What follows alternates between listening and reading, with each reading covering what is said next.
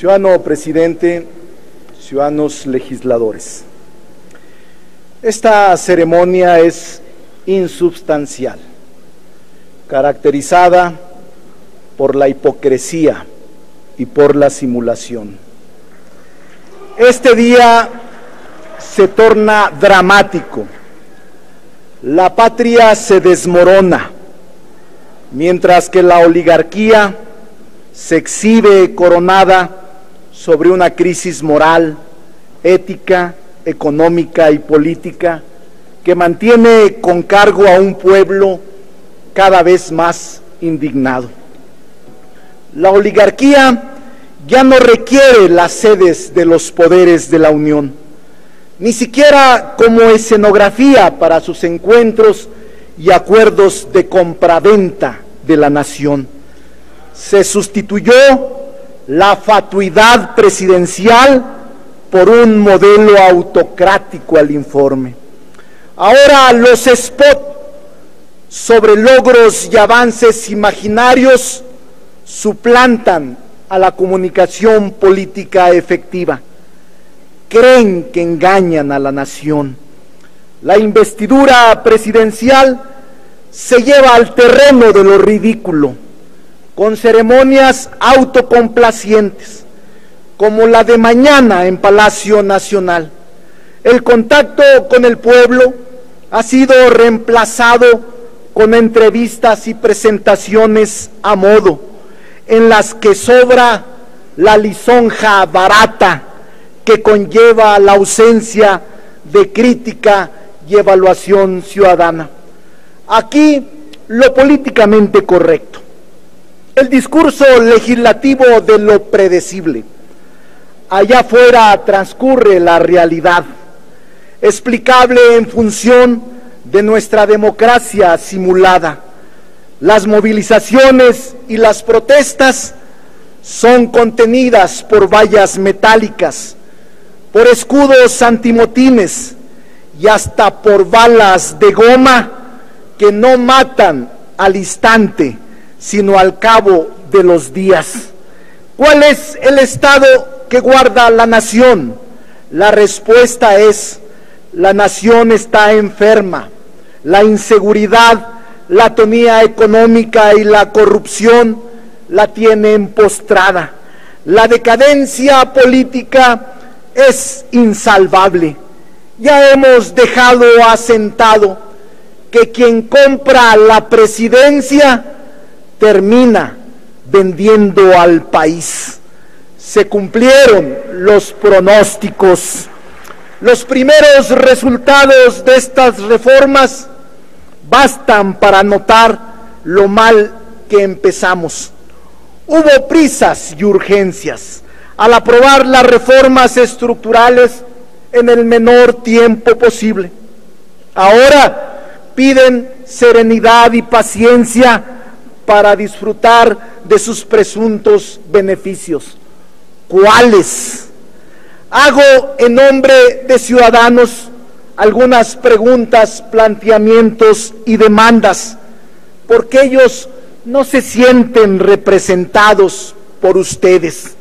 ¿Por qué viaja tanto el señor Peña Nieto? ¿Por qué en 21 meses ha visitado en 25 ocasiones al Estado de México? Ha realizado más de 20 giras internacionales. En cambio, ha olvidado a los indígenas oaxaqueños. Hay estados de privilegio, hay entidades de excepción. La inseguridad y el desempleo y la corrupción son los tres principales problemas que identifica la ciudadanía. ¿Por qué el gobierno no ha planteado propuestas específicas que busquen solucionar cada uno de ellos? Si, como afirman, la seguridad va a la alza y la inseguridad a la baja, ¿por qué el gobierno norteamericano ha extendido sus alertas a la mitad del territorio mexicano? ¿Por qué en los últimos 2 años se han descubierto más fosas clandestinas que pozos petroleros? ¿Por qué el costo de las medidas de seguridad adoptadas por empresas y ciudadanos representan ya 2 puntos del PIB? Si la incidencia de las ejecuciones callejeras y violentas se ha moderado, como dicen, ¿por qué el secuestro, la extorsión y el robo van a la alza? Amnistía Internacional y la ONU han puesto en duda las cifras oficiales del gobierno mexicano sobre desapariciones y la violencia. La corrupción tiene enferma y débil a la nación, pero no hay quien se ocupe de este cáncer. Este mal se agudizará luego de las reformas estructurales.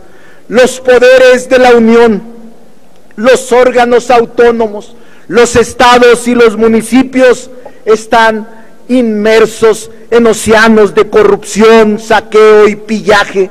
Prevalece la impunidad. Ahora, extranjeros privilegiados por el presidente y sus adláteres multiplicarán sus ganancias sin riesgo. A ellos que usan como peones subcontratantes a los nacionales que aceptan sus limosnas, se les asignarán más obras, permisos, concesiones, violando la ley y la moral pública. No existe una política de Estado para combatir la corrupción. Esta se tolera, se promueve y los funcionarios del gobierno son sus beneficiarios. Las empresas petroleras extranjeras ya están aquí. El saqueo y el pillaje ya iniciaron. Se prometió un crecimiento económico del PIB que no se ha cumplido. Se ofreció un déficit público cero y sin embargo en 2 años se ha contratado deuda por $1 billón, por lo que los pasivos del sector público suman ya 6 billones de pesos. ¿No es esto un engaño? ¿No es esto un contrasentido? Si el gasto público deficitario no alcanza a reactivar la economía, si la carga fiscal es una rueda de molino para miles de empresas y millonarios de muchas partes del mundo, pero aquí en cambio los contribuyentes padecen esta reforma depredadora y fiscal que ha dado al traste con todo. ¿Por qué resistirse a reanimar el consumo y el mercado interno mediante un aumento a los salarios mínimos? ¿Por qué seguir lastimando a los ciudadanos fronterizos? ¿Por qué continuar hundiendo a los pequeños comerciantes? ¿Por qué la llamada cruzada contra el hambre y de las demás políticas electoreras no han podido evitar que México sea el único país de América Latina en donde la pobreza y la indigencia sigue creciendo? Ahora hay 2 millones de nuevos pobres con todo y sus reformas estructurales. ¿Por qué el abandono criminal al campo? ¿No temen a la insurrección popular que están provocando? Si, como se aseguró, la reforma laboral traería mejores empleos, ¿por qué 6 de cada 10 nuevos trabajadores contratados ganan menos que antes de la susodicha reforma? Con la reforma educativa dio inicio el proceso de su privatización. Fue además un ajuste de cuentas con la dirigente sindical, y las modificaciones de la relación laboral magisterial fue en detrimento de los maestros. ¿Cuándo tendremos una verdadera reforma educativa que transforme los contenidos pedagógicos, la transmisión del conocimiento y fomente el desarrollo integral de las capacidades técnicas, científicas y humanísticas? ¿Cuándo serán escuchados los maestros democráticos? ¿Cuándo serán atendidos los maestros de este país? Si la reforma financiera abarataría el crédito y lo masificaría, ¿por qué hoy los créditos personales y de nómina son más caros que hace un año? ¿Por qué la cartera vencida se ha incrementado en un 10%? ¿Por qué el deudor podrá ser encarcelado? Si la reforma de telecomunicaciones y en competencia económica traerá servicios de mejor calidad y más baratos, ¿por qué se siguen cortando las llamadas? ¿Por qué el pésimo servicio de internet? ¿Por qué los recibos de telefonía siguen tan caros? ¿Por qué se sigue violando el derecho a la información? ¿Qué caso tiene comprometerse a no subir ni crear más impuestos a lo largo del sexenio, si al finalizar esta administración muchas empresas, comercios y contribuyentes habrán muerto de inanición económica por obra y gracia de la reforma fiscal? Qué grave es que el fisco presuma ahora mayor recaudación en un ciclo de estancamiento, a costa de los contribuyentes, movidos por un fin perverso: tapar el hoyo negro fiscal que dejará el desmantelamiento de Pemex y CFE. La mayoría de la población rechaza y reprueba el conjunto de reformas estructurales.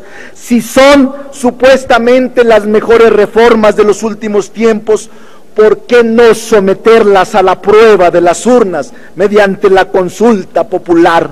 Cito a López Mateos, el 27 de septiembre de 1960, que adquiere un valor histórico sin igual frente a la actual reforma energética privatizadora y extranjerizante. López Mateos dijo: pueblo de México, les devuelvo la energía eléctrica que es de la exclusiva propiedad de la nación, pero no se confíen, porque en años futuros algunos malos mexicanos, identificados con las peores causas del país, intentarán por medios sutiles entregar de nuevo el petróleo y nuestros recursos a los extranjeros. Pueblo de México, dijo López Mateos, los dispenso de toda obediencia a sus futuros gobernantes que pretendan entregar nuestros recursos energéticos a intereses ajenos a la nación que conformamos. En México, la Constitución es muy clara, siguió diciendo: los recursos energéticos y los yacimientos petroleros son a perpetuidad propiedad única y exclusiva del pueblo mexicano. Y remataba de la siguiente manera: letra por letra, palabra por palabra, solo un traidor entrega a su país a los extranjeros. Así, o más claro, se jactan de aprobar las reformas estructurales. No son sino reformas antipopulares y regresivas, reformas de la ignominia y la codicia, aprobadas por un puñado de traidores a la patria que la historia no los va a exculpar, se los aseguro. Cámara de Diputados, 62ª legislatura.